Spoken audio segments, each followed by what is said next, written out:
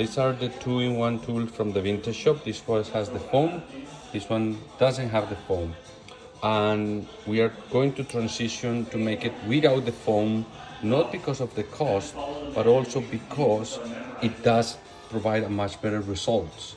So you see these bottles on the right are done with the one with the foam, and the ones on the left are done with the one without the foam.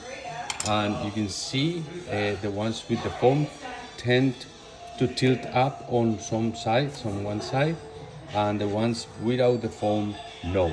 And the reason for that is when you put the shrink capsule, the 2-in-1, on top of it, and you grab it, it doesn't move on the side. You can see I am twisting my arm and it doesn't move. You have a perfect grip on this side. When you use the one with the foam, as I'm going to show, and you try to hold it, sometimes it tends to move.